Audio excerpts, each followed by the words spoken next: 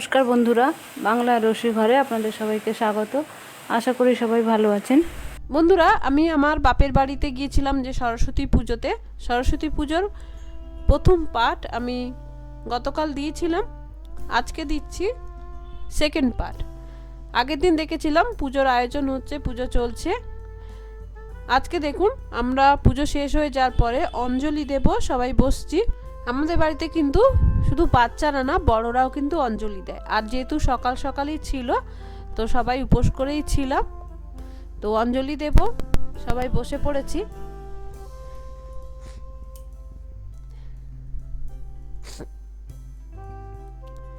এদিকে ঠাকুরমশাই সবাইকে চন্দনে ফোঁটা দিয়ে দিচ্ছে।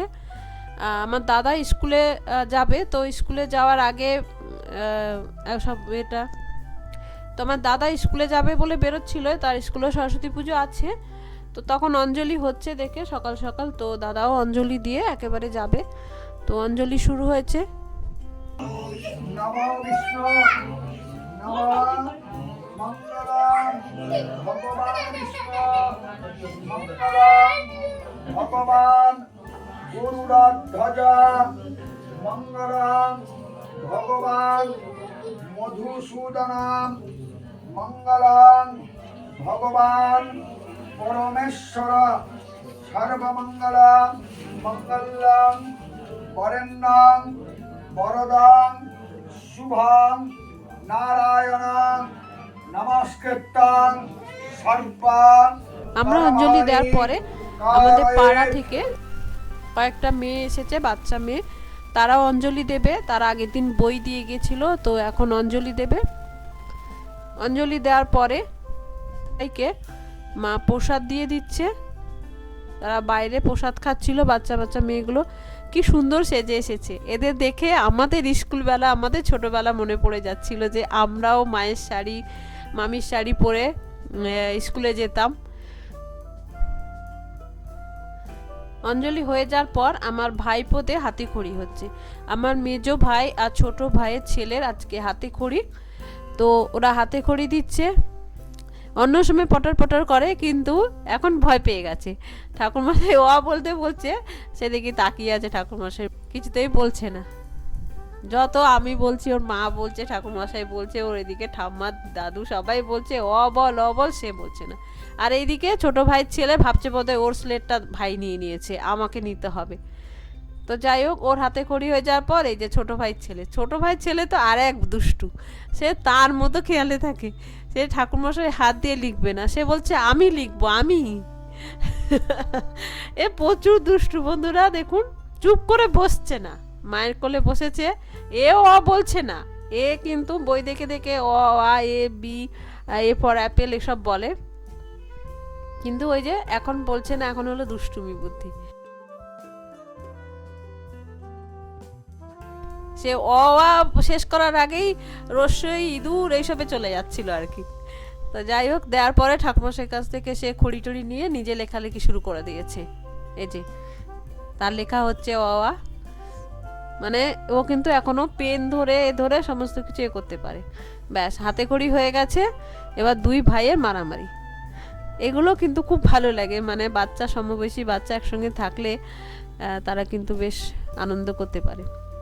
তারপরে হাতে খড়ি হয়ে যাওয়ার পর ড্রেস চেঞ্জ হয়ে গেছে, দিয়ে চেঞ্জ হয়ে যাওয়ার পর দেখুন খেলা, দেখুন মাটি নিয়ে, মাটির মধ্যে দুই ভাই, এদিকে আমার খুড়তুতো ভাইয়ের ছেলে, সব বসে মাটি নিয়ে খেলা হচ্ছে। কোথা থেকে ঝিনুক নিয়ে এসেছে, দিয়ে মাটি নিয়ে খেলছে।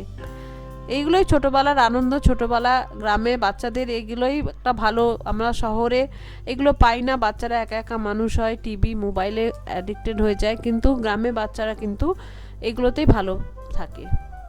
তো এইদিকে রাত্রে হচ্ছে খিচুড়ি, দিনের বেলা হয়নি, দিনের বেলা এমনি ভাত হয়েছিল। তো বৌদি রাত্রে খিচুড়ি করছে। প্রত্যেকবার খিচুড়ি বেশি করেই হয়, গ্রামের বাচ্চাদেরও ডাকা হয়, কিন্তু এবার দাদার শরীরটা যেহেতু ভালো না, দাদার একটা বড় অপারেশন হয়েছে কিছুদিন আগে, তো বাড়িতে সবার খুব একটা মন মেজাজ ভালো নেই। তাই জন্য যে এবারে ছোট করেই পুজো আর খাওয়া দাওয়া ছোট করেই করেছিল। তো বৌদি এদিকে খিচুড়ি করছে। আমাদের বাড়িতে যে 15-20 জন লোক, আমরা তাদের জন্যই শুধু করছে। তো রাত্রে খিচুড়ি পিচুড়ি খাওয়া হয়ে গেছে। এবার সকালে ঠাকুরমশাই এসছেন ঘট বিসর্জন দিতে।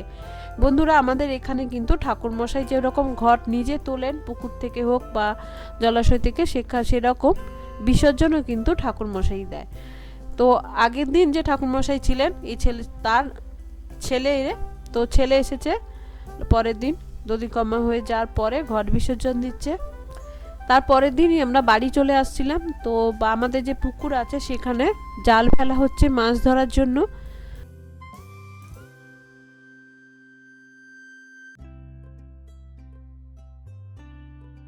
আমরা আগে গেলেও যেহেতু সরস্বতী পুজো ছিল, সরস্বতী পুজো আগের দিন সত্যনারায়ণ পুজো ছিল, তো মাছ টাছ কিছু হয়নি। তো মেয়ে জামাই বাড়ি চলে আসবে, মাছ খেয়ে আসবে না তা তো হয় না, তার জন্য পুকুরে জাল দিচ্ছিল। আমাদের পুকুরে কিন্তু মাছ ভালোই চাষ করা হয়।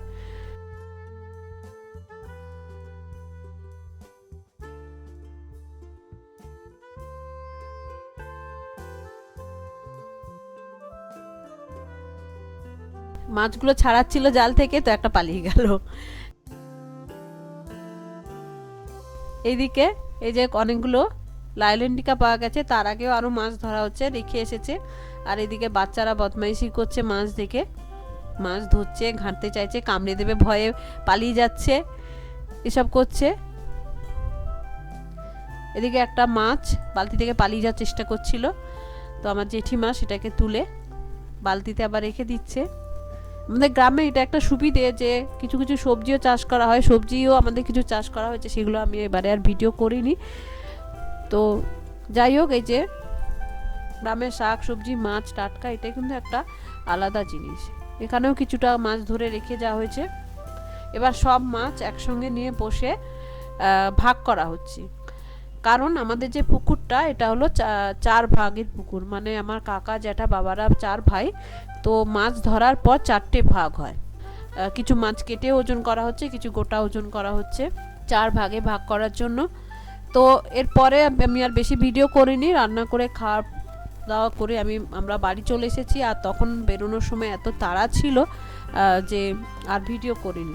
আমাদের এটা একটা সজনে গাছ, খুব ফুল হয়েছে দেখলাম, তো ভাবলাম আস্তে আস্তে এটার একটা ছবি তুলে নিলাম। তো যাই হোক বন্ধুরা, আমার বাপের বাড়ি সরস্বতী পুজোর শেষ পাঠ দিলাম, আশা করি আপনাদের ভালো লাগলো। নমস্কার, ধন্যবাদ।